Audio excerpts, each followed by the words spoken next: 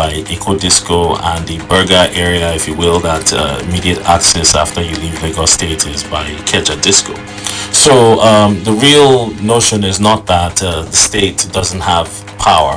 What we're looking for is supplemental power for either the people that were not being served adequately in the past or areas that were not being served at all, that had no access. And the way we're doing that is multifold. We have Ogun State is blessed with a wide reticulation of gas pipelines. So there's an intentional use of what nature has given us freely, which is gas to power type solutions, right? So the gas to power would be your independent power plants that Onijogon is one of, and some others are looking to spring up. And then we have areas that were far away today from existing network infrastructure, which where mini grids and our work with the rural electrification program is coming into play to provide supplemental power to the areas that were not being served as well as areas in a band A situation. So we have some of those coming up as well. And then lastly, I think the more important key here is His Excellency has a plan to put in what I'll call a state transmission grid in place. Today, part of the issue is the further away you are from a source of power, the more losses you have. So you have a lot of losses along the way.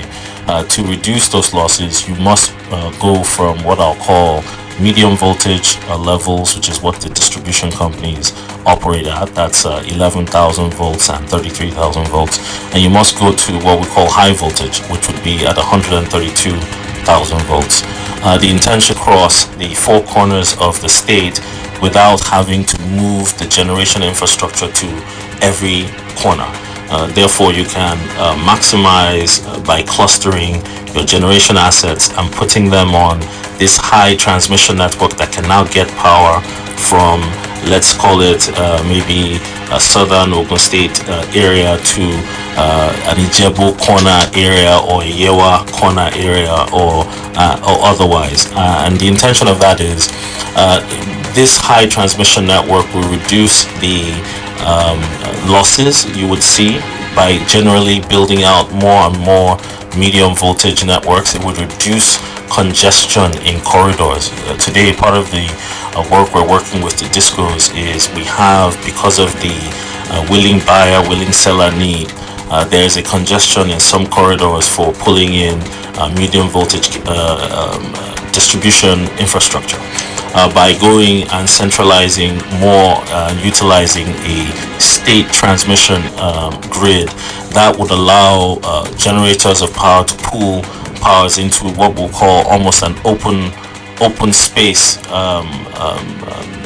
type structure and deliver power to end users that are not close to where they exist.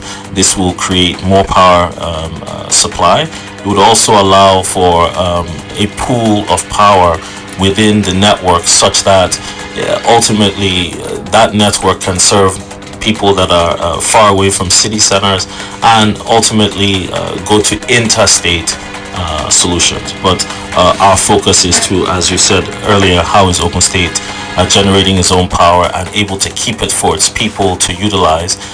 That is the modus we are looking to utilize. Concentrate power into industrial generation parks and use high transmission or high voltage transmission grid to send them to all the corners of the state.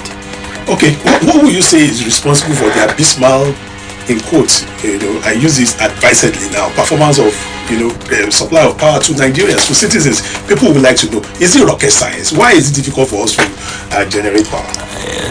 Good question. It is not rocket science, and as you know, the West has been doing this for many years and they've experienced no power losses. So the question is why are we having difficulty? The real answer is infrastructure and the lack of the investment in the infrastructure. A lot of times what you're finding is there's a quick growth, especially in city centers and areas that has commercial viability. But the infrastructure that is put in is not commensurate to the growth of those areas and you overwhelm the system, which is really what the message has always been, that the infrastructure development needs to improve. Now, you may say that is the distribution company's mandate, is part of their mandate, if you will. I think they're doing their best because there's also an issue of collections, and I don't want to speak for the discos as a regulator here as the state, but I think there's a generation, a supply, a distribution, and a collections that all need to tie together. And as a business, most businesses would focus on where they can generate their revenues the best and focus on that. What I would say we could do better is generally if we can improve our sort of ability to collect everything that is generated, then generally the network would improve. If you have those funds to improve the networks and the infrastructure in areas that are maybe were considered band B, I'm just using an example, or band C, and you could raise the infrastructure in those areas to be better, then you may be able to do more collections. But by definition, this is all really dependent on elasticity of people's pockets and the ability to pay if power is given.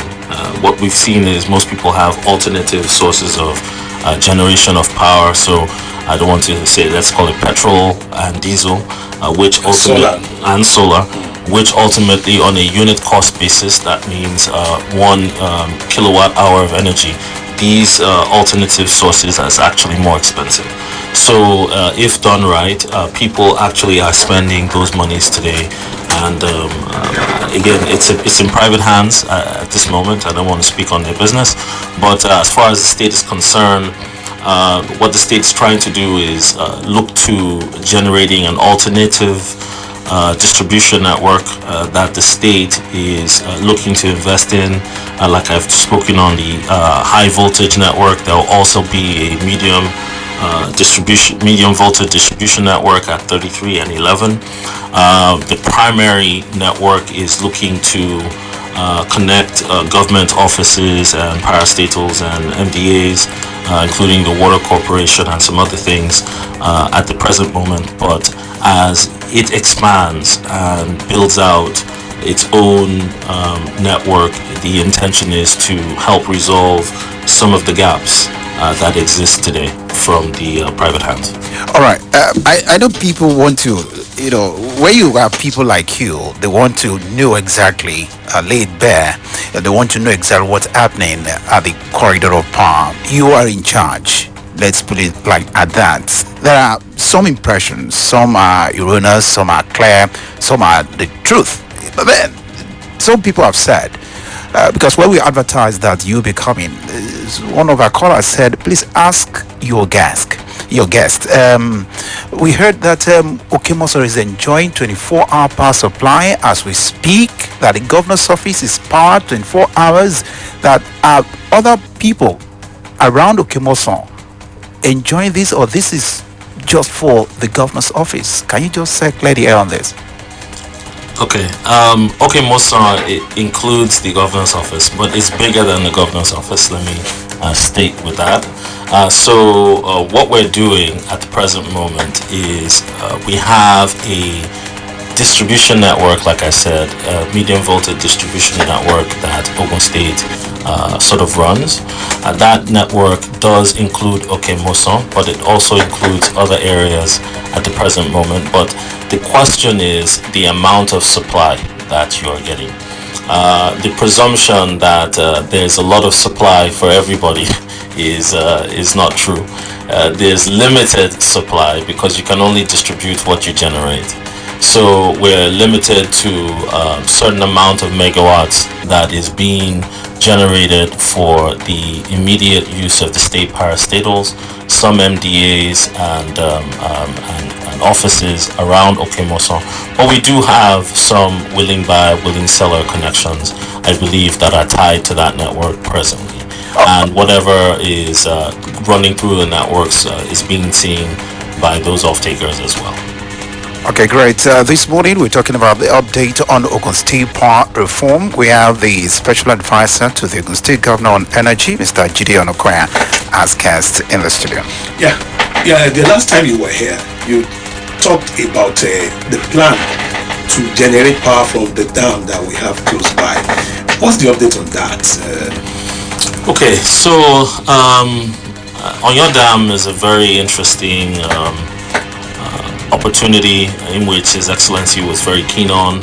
And we did do our research. We did take a look at it, and we did. His Excellency did look out for potential investors to help collaborate to bring that to bear.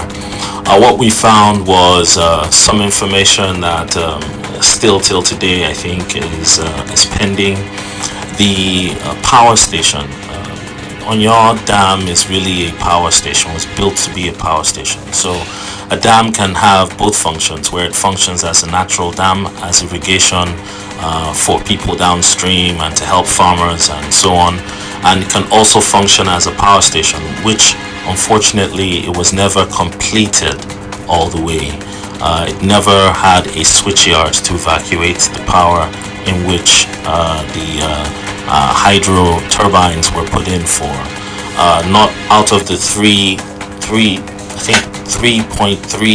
megawatt turbines that were there, only one was fully completed.